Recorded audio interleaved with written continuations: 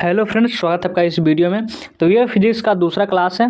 ये आपका दूसरा क्लास होने वाला है। इससे पहले हमने क्लास में क्या कराया था, इसके पहले क्लास में हमने जो ये 21 आपका प्रश्न है, 20 प्रश्न आपको करवाए हुए थे। यानी जो हमने आपका जो आपका गेस क्वेश्चन दिए हुए थे, आपका कितना 75 दिए हुए थे, 75 उसका अब आप आंसर भी करवा रहे हैं। इसमें हमने 20 प्रश्न करवा चुके हुए हैं जो हम खुद गेस करके दिए हुए थे। और आपका ये 21 से लेकर आज हम 40 तक करवाने वाले हैं। एक और क्लास होगा जिसमें कि आपका पूरा आपका जो 41 लेकर पूरा 76 तक करवा देंगे। यानी कि पूरा आपका जितना गेस क्वेश्चन फिजिक्स का था सब्जेक्टिव पूरा पूरा समाप्त हो जाएगा। चलिए 21 नंबर जो प्रश्न है वहाँ से समझना स्टार्ट करते हैं। सबसे पहले आपको प्रश्न बताएंगे कि कौन कौन सा प्रश्न इस वीडियो में आज हम पढ़ने वाले हैं और आपका कौन कौन सा प्रश्न बताने वाले हैं, ये आप सबसे पहले प्रश्न देखेंगे, उसके बाद इसका हम उत्तर देखेंगे। तो चलिए जानना स्टार्ट करते हैं। उससे पहले वीडियो को आप लोग शेयर कर देंगे, जल्दी से शेयर कर देंगे। जो भी न्यू स्टूडेंट होंगे इस को सब्सक्राइब भी कर लेंगे और चलिए वीडियो को लाइक भी कर देंगे। और लाइक नहीं किए हैं तो चलिए देखते हैं। सबसे पहला प्रश्न देखेंगे हम जो 21 नंबर प्रश्न की विद्युत अनुनाद को समझाइए। विद्युत अनुनाद क्या होता है इसके बारे में पढ़ेंगे। उसके बाद 22 नंबर प्रश्न नंद द्वारक को समझाइए, इसके बारे में डिस्कस करेंगे। और आपको 23 नंबर प्रश्न के आवृत्ति मॉडुलन को समझाइए। और 24 नंबर प्रश्न के ब्रूस्टर का जो नियम होता है, ब्रूस्टर का रूल जो होता है, क्या उसने नियम दिए थे ब्रूस्टर ने, तो उसके बारे में समझेंगे। और 25वां नंबर प्रश्न की अर्धचालक से आप क्या समझते हैं, अर्धचालक क्या होता है, इसके बारे में पढ़ेंगे। और 26 नंबर द्वितीयक इंद्रधनुष को समझाइए, द्वितीयक इंद्रधनुष क्या होता है। और 47 बीटा किरणों के 2 गुणों को लिखे। बीटा किरणें कितना, 2 गुण। चलिए आगे देखते हैं और कौन कौन सा प्रश्न देखने वाले हैं। और प्रश्न जो देखने वाले हैं वो है एन प्रकार के अर्धचालक को समझाइए। ये इस प्रश्न को भी हम आज पढ़ेंगे, एन प्रकार के अर्धचालक के बारे में।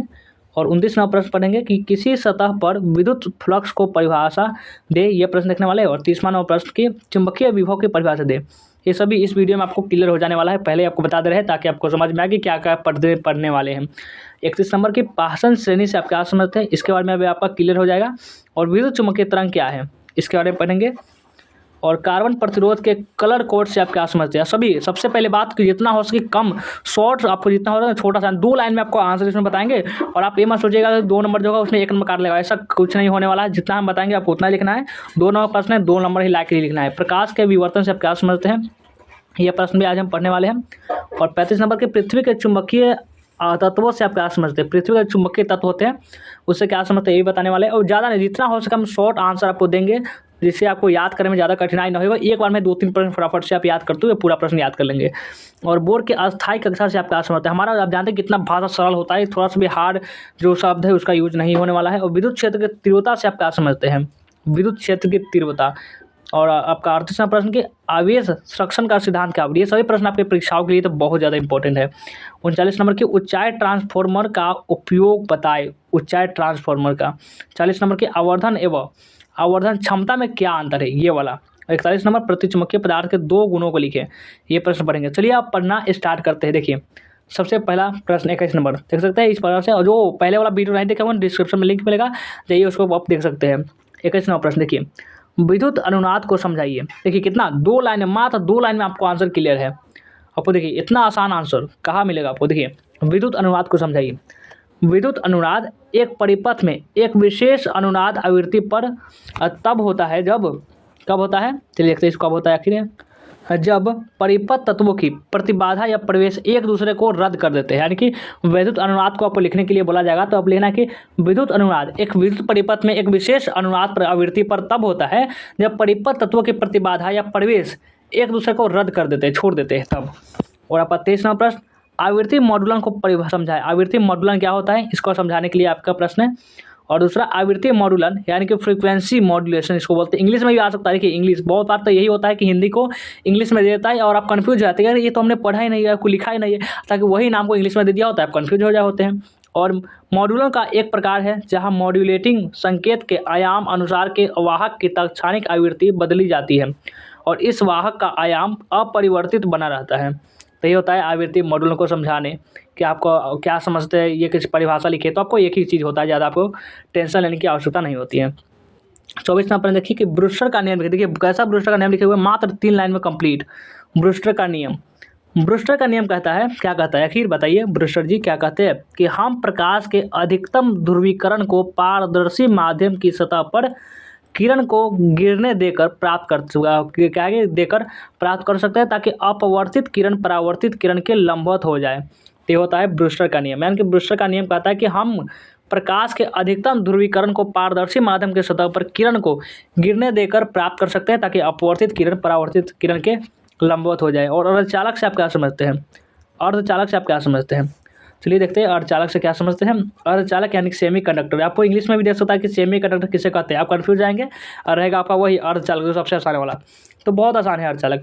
उन पदार्थों को कहते हैं अर्धचालक जिनकी विद्युत चालकता चालकों यानी कि जैसे तांबा से कम किंतु अचालकों जैसे कि कांच से अधिक होती है, तो उसे हम कहेंगे अर्धचालक। यानी अर्धचालक यानी सेमी कंडक्टर उन पदार्थों को कहते हैं जिनकी विद्युत चालकता चालकों यानी जैसे तांबा होता है उससे कम होगा किंतु अचालकों से अधिक होता है, उसे हम कहेंगे अर्धचालक।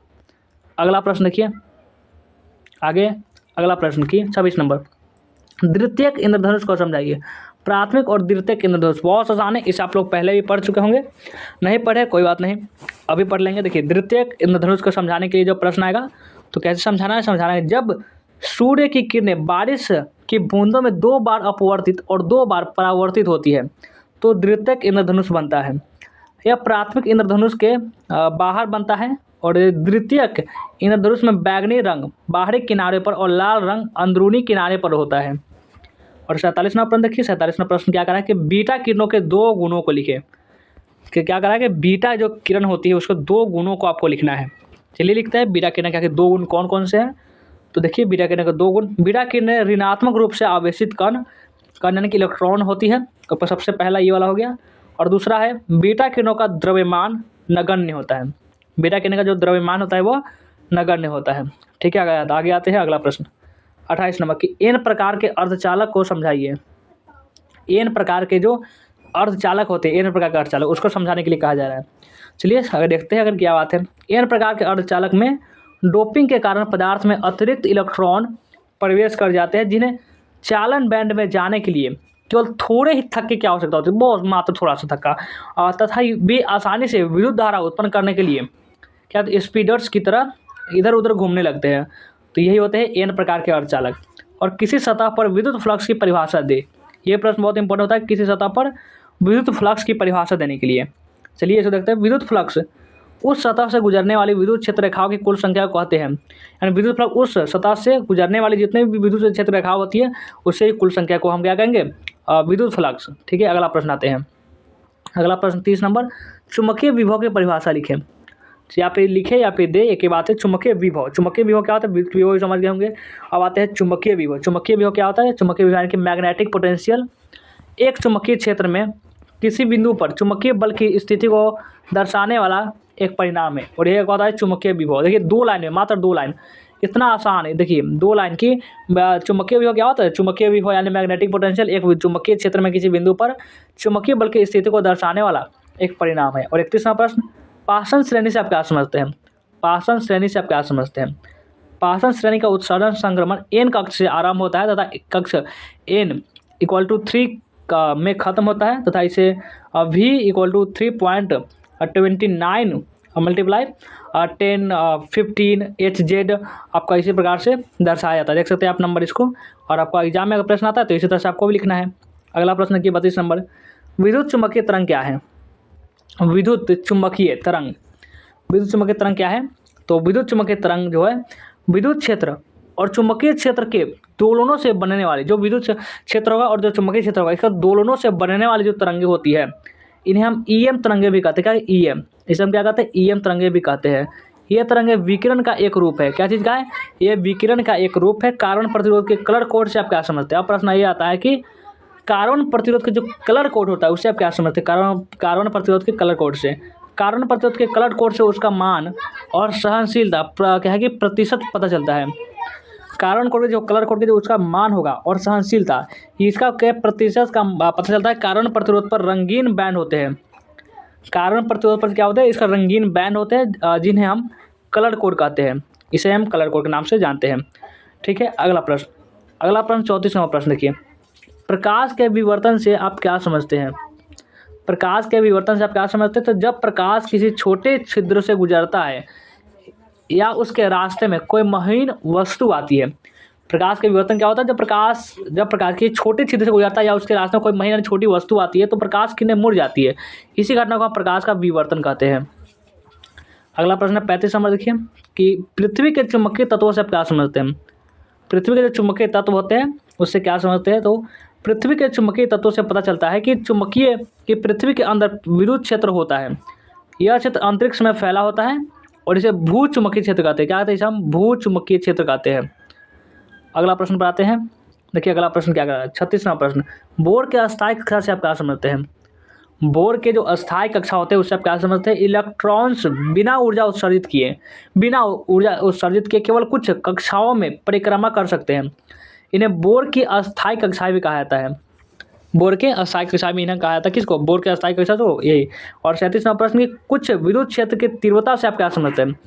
कुछ छोटा सा यानी विद्युत क्षेत्र की तीव्रता से आप क्या समझते हैं? तो इसका आंसर होगा कि किसी विद्युत क्षेत्र में स्थित किसी बिंदु पर विद्युत क्षेत्र की तीव्रता उस बिंदु पर रखे गए इकाई यानी धन परिक्षण आवेश पर लगने वाले बल के बराबर होता है। तो इसे हम विद्युत क्षेत्र की तीव्रता से आप क्या समझते हैं? यही आपका आंसर 2 लाइन जो होगा, यहाँ पर 2 लाइन लिख देंगे, आपको आंसर होगा कंप्लीट।